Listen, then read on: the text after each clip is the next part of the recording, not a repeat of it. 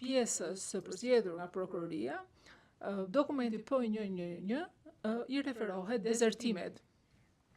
Dhe dua që të citoj këtu, në këto dokumente thuhet tek ata të cilët kanë dezertuar dhe më konkretisht një dezertues tjetër, Blerim Kuqi. Pra ky dokument është në përputhje me dokumente të tjera të cilat shpjegojnë arrestimin e Blerim Kuqit.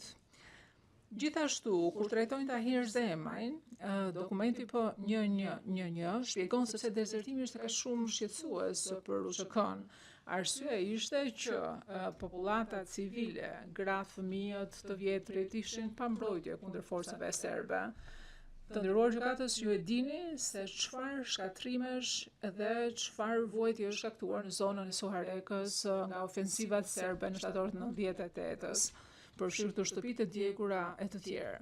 Do të thënë, të paktën dokumentet dhe dëshmitë lënë një shpjegim të arsyeshëm alternativ që zoti Kuqi është ndaluar për dezertim. Kjo e çon rastin e zotit Kuqi për te qëllime të përbashkëta të kriminalit të pretenduar. Tani do të kaloj tek druvari serb. Realiteti është që provat lidhur me përfshirjen e zotit Krasniqi në këtë çështje thjesht lidhet me një bisedë të vetme që zoti Krasniqi ka pasur me Sokol Bashotën dhe nuk janë fare informacion i bazueshëm. Kemi përgatitur një diapozitiv për këtë bisedë, por nuk duhet të transmetohet për publikun. Ne parashtrojmë që prokuroria e ka kuptuar tërësisht gabim të bisedë. Ju keni dëgjuar tani më që në dosjen përfundimtare të prokurorisë në paragrafët përkatës 567 dhe 997 që u përmendën 8 martën, është e njëjta bisedë që prokuroria e sheh si mbështetje apo si provë lidhur me bisedën midis zotit Krasniqi, Sokol Dobrunës dhe zotit Krasniqi dhe Sokol Bashota. Tani është e qartë që zoti Krasniqi mund të flisë ose me njërin Sokol ose me tjetrin në atë kohë. Megjithatë, edhe nëse do ishin të mbështetshme këto bisede, ne do i kërkonim trupit gjykues që të shikonin gjithashtu të aspektin shfaqësues të tyre.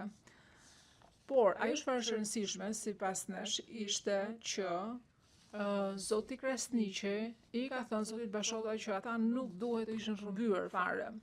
E kuptoj sepse prokuroria e ka ndjerë të nevojshme që të kthehet përsëri këtij rreshti në dokumentet e veta përmbyllëse të martën.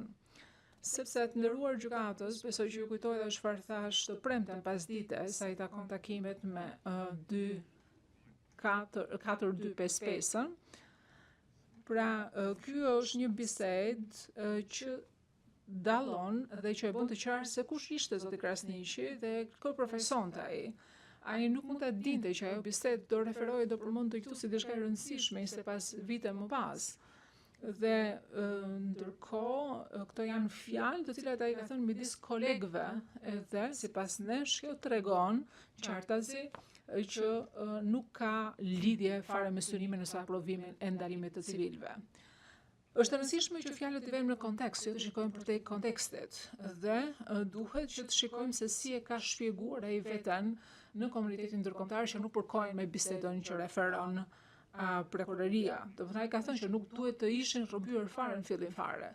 Jo vetëm kaq, po barra e provës i takon prokurorisë, kështu që duhet bërë leximi i dur i fjalëve të zotit Krasniqi. Ai ka reaguar në mënyrë spontane lidhur me atë çfarë i kanë thënë. E njëjta gjë ka ndodhur edhe kur ishte drejtuar Rahman Ramës, që ndalimi i 5 pleqjve serb ishte gabim dhe ishte diçka shumë e keqe. Zoti Krasniqi nuk ishte pjesë e një politike për ndalimin e oponentëve, nuk ka pasur si synim ndalimin e civilëve dhe as nuk ka miratuar diçka të tillë. Tiparet e tjera të kësaj bisede janë trajtuar nga zonja Lagendra. Ato tregojnë që zoti Krasniqi nuk ka qenë në kontroll, nuk ka ditur se çfarë të bënte, edhe ka thënë që të presim të vi Bisi, domethënë Bislim Byrapi, për të marrë një vendim. Të hënën, prokuroria parashtroi se Sokol Dobruna ka shkuar personalisht në vend ndalimin, e ka diskutuar çështjen me anëtarë të tjerë të shtabit përgjithshëm, por prapë nuk e arriti që të niste hetime. Por prokuroria nuk ka ngritur asnjë padi ndaj Dobrunës dhe as nuk e ka përmendur atë në dosjen përfundimtare të saj si anëtar të NKP-s. Bislim Byrapi ishte antar i shtabit përgjithshëm me cilin ka folur Dobruna.